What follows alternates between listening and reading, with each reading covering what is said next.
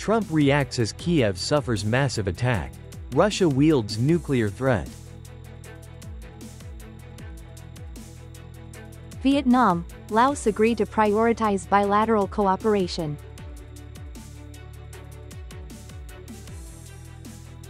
Historical artifacts on the legendary Truong Son Trail. Hello, so good to see you again. You're watching today's news on NTV, and here we go, the first half of the show. The U.S. President Donald Trump has rarely expressed his dissatisfaction with Russian President Putin following Russia's major attack on Kiev. Trump urged Putin to stop and move towards a peace agreement. In a post on Truth social platform, Trump criticized Russia's airstrikes on capital Kiev, which, according to Ukrainian sources, left at least 12 people dead and 90 others injured. U.S. President urged Russian President Vladimir Putin to stop and finalize a peace agreement, citing the fact that 5,000 soldiers are dying every week. Trump also revealed that he has a deadline for the parties to reach a deal but did not specify a date. Meanwhile, in an interview, Russian Security Council Secretary Sergei Shoigu warned that Russia will launch a nuclear response if threatened by the West. Shoigu's warning comes amid Europe discussing the possibility of sending troops to Ukraine if that Moscow and Kyiv reach a peace agreement. The Vietnamese President Luong Kuong is on an official visit to Laos and held talks with Laos Party General Secretary and the President Thong Lun Si Solit. During the meeting in Vietnam, the two leaders agreed to continue giving the highest priority to enhancing bilateral relations in all fields. This visit marks President Luong Kuong's first official trip to Laos in his new role. Seen as a significant milestone in deepening the two countries' relations, the leaders agreed to maintain regular high-level exchanges, promote people-to-people exchanges and strengthen cooperation in politics, economics, education, science and technology. They also pledged to increasing bilateral trade to $5 billion in the coming years, enhancing infrastructure, finance, tourism connectivity, and sharing development experiences. Additionally, they agreed to closely coordinate at regional and international forums and promote trilateral cooperation among Vietnam, Laos and Cambodia. The two leaders affirmed their commitment to nurturing the unique bilateral relationship for the sustainable development and prosperity of both countries. The People's Committee of Nghệ An Province has sent requests to the Ministry of Construction to report to the Prime Minister, allowing the Vietnam Airports Corporation to proactively allocate funds for Vinh Airport runway extension project. This project is crucial to meet the increasing demand for flights and ensure aviation safety at Vinh International Airport. Currently, the runway is 2,400 meters long, accommodating only smaller aircraft like the A320 and A321. The runway has undergone multiple repairs, causing operational disruptions. The province proposes extending the runway by 600 meters and adding a taxiway to synchronize the infrastructure. The airport is expected to temporarily close from June to December 2025 for comprehensive renovation projects. The province also commits to coordinate in land clearance and facilitate ACV's access to legal funding sources for project implementation. Nam 25 quarters.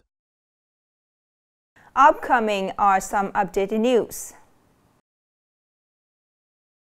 The Vietnam-China ASEAN Energy Expo 2025, VCAE Expo 2025, has opened in Hanoi, featuring over 300 booths showcasing energy-related technologies.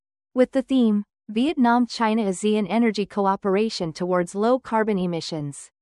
The expo gathers hundreds of major brands, presenting modern technologies in green energy, electrical equipment, storage, and optical charging. This event provides an opportunity for regional businesses to enhance trade, seek partners, promote investment and advance sustainable energy transition, aiming to achieve net zero emissions.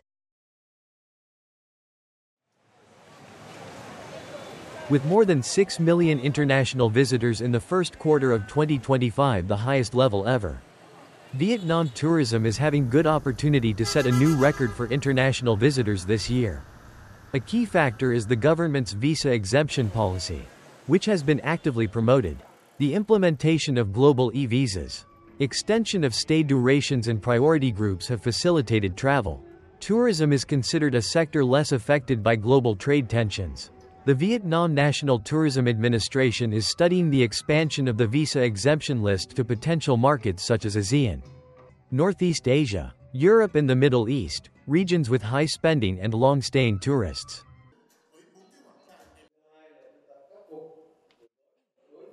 The government has issued a resolution requiring the commencement of the North-South High-Speed Railway project by December 31, 2026. Aiming for completion and operation by 2035.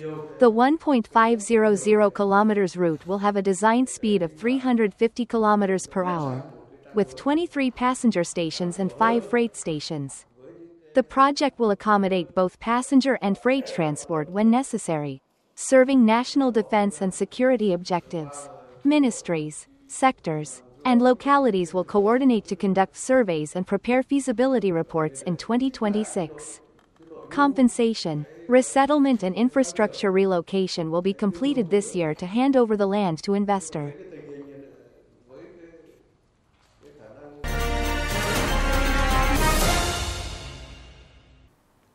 The National Special Relic Site of Milestone Number 0 in Tân Kỳ Town is the starting point of the Eastern Truong Son Strategic Road, or the legendary Ho Chi Minh Trail. This location now hosts an exhibition showcasing many historical artifacts related to the resistance war against the American and becomes a destination for visitors during the historical April days. For today's younger generation, this is the first time they have seen with their own eyes the vehicles and weapons that their ancestors used to contribute to the victory that led to the full liberation of the South and the reunification of the country. This exhibition not only helps preserve and promote the value of the Revolutionary War heritage but also helps the younger generation better understand the arduous struggle of their forefathers for national independence. I came here and the tour guide introduced us about the tanks and the artifacts displayed here. I have a better understanding about the great efforts and sacrifices of the heroes and soldiers and learned more about the legendary Ho Chi Minh Trail.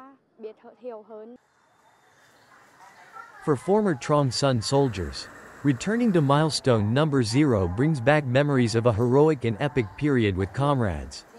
It seems that the footprints of Uncle Ho's soldiers and youth volunteers who traversed the Truong Son mountain to carry goods, food and weapons to support the South are still imprinted here. Seeing these war relics again, we feel this is a great gesture of respect, allowing veterans to look back at the weapons and vehicles we used in the fiercest years of the battlefield. It is a great pride for us.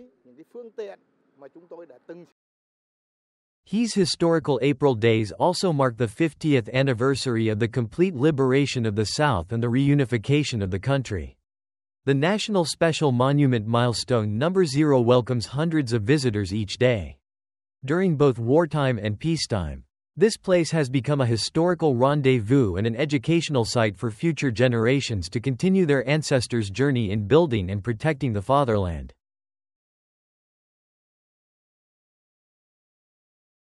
The last story to end our program today. Thank you so much for your attention. Goodbye and see you later.